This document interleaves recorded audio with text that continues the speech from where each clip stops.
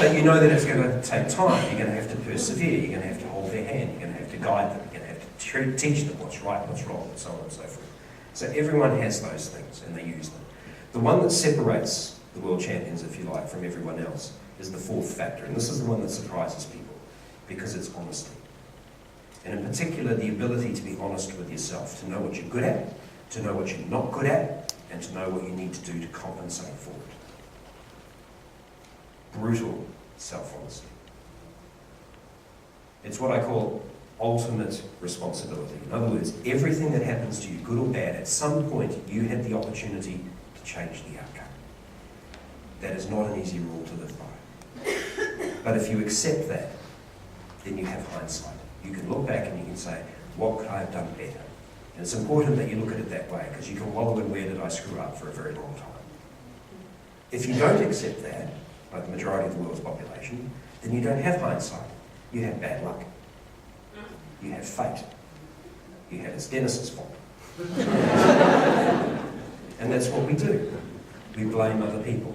The guys who are the world champions, they recognise there's a part that they play in every situation. Remember when Ian Thorpe fell in the pool?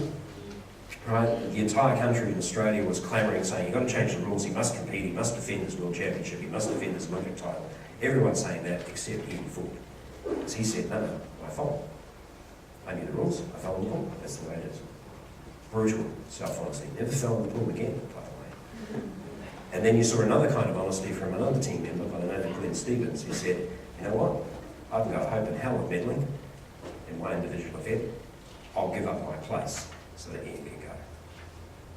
He still went, he competed in the medley, and he won a medal there. But that's also a kind of brutal self-honesty. A different kind of champion. But they're everywhere, and that's what they do. And that's what you need to do as well. Anything that you want to achieve in, that's what you need to do. I'll leave you with a little story to finish on. The World Championship, my World Championship, was held in Palm Desert in California, which coincidentally is where they held the World Championships last year. In the World Final, you've got about 3,000 people, 2,000 or 3,000 people sitting in your audience, a massive room. The stage actually isn't much smaller than this room on its own. And you've got two massive screens, super screens, like you see at the football, so that the audience can see you, because they can't see you any other way. I was the fifth speaker of 9 in the lineup, so I was sitting in the audience for close to an hour before I get up. I have no idea what the first 4 people before me talked about, because I'm completely concentrating on what I had to do. I thoroughly enjoyed the 4 people that came after me, because my job was done.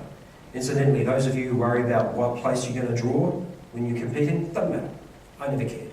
If I was first up, then I intimidated the 8 others. If I was last up, I blew the 8 others out of the water. If I was in the middle, then I blew the first 4 out of the water and scared the shit out of the last 4.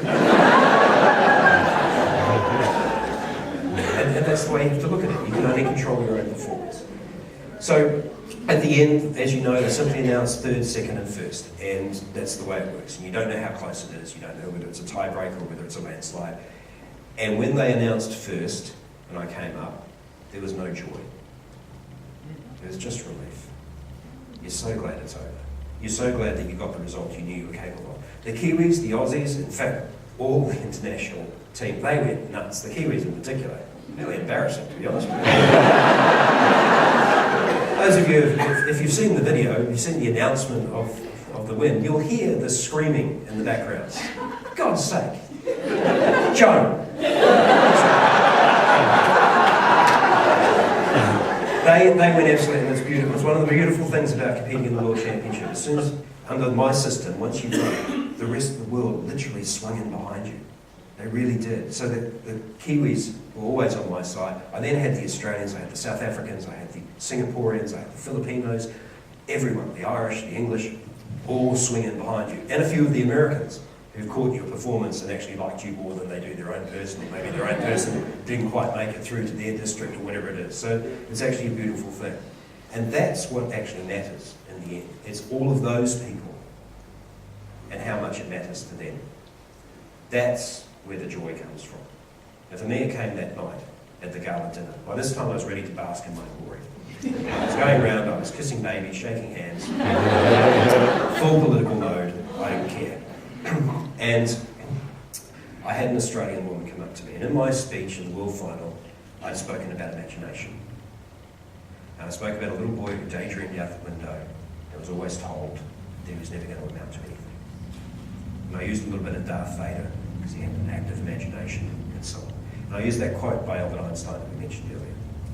I had an Australian woman come up to me and she said, I just wanted to say how much I enjoyed your speech. And I said, thank you. Thinking, so did I. I won. But common sense prevailed, and I kept those thoughts to myself. She said, it really meant a lot to me, because 6 weeks ago, my son committed suicide. And that was the way he thought. She said, I don't know why, but for some reason it's helped. And I just wanted to say thank you. And I gave her a hug, and I said thank you. I could have lost that world championship 200 times over. If that woman had come up to me and said those words, everything would have been as it should be. To make a difference, to have lived. Imagine that.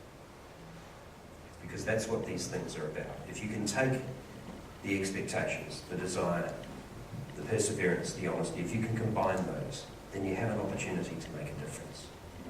And if you can make a difference, you've lived. And it never stops. You enjoy in Toastmasters this wave of support everywhere you go. And a few of us are fortunate enough, every now and again, to be able to get up on the wave and ride it for a bit, like I do. But it's being part of the wave that's actually the most rewarding. And it never stops. Last year I gave a presentation in Queensland. And I told this story, as I often do. And I had a gentleman come up to me afterwards, with tears in his eyes. He said, I think you're talking about my boy, Nick. That was a step up. So in a way, Nick gets to live a little bit longer through me. And I get to live through all of you. And for that I thank you. And I'll leave you with a little poem that might offer some degree of inspiration along the way. When we come to the end of all the light we've ever known, and take our first tentative steps into the darkness of the unknown, we must believe one of two things. Either that there will be solid ground upon which we can stand, or that we will be taught to fly. I thank you for your very kind attention. I wish each and every one of you a wonderful flight.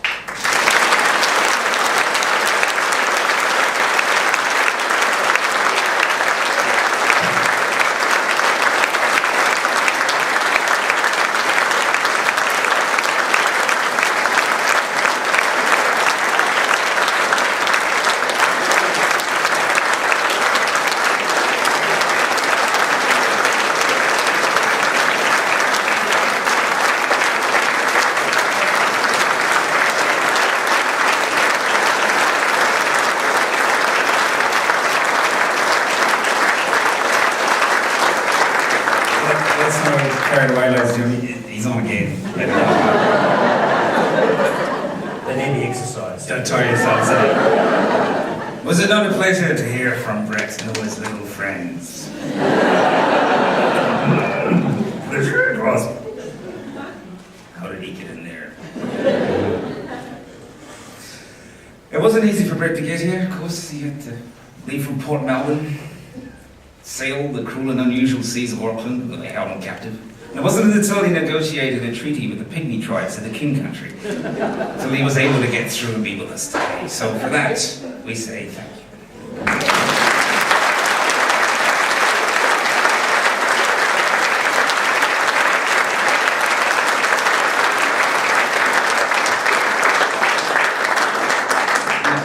Jerome, do you have an announcement? Let me speak.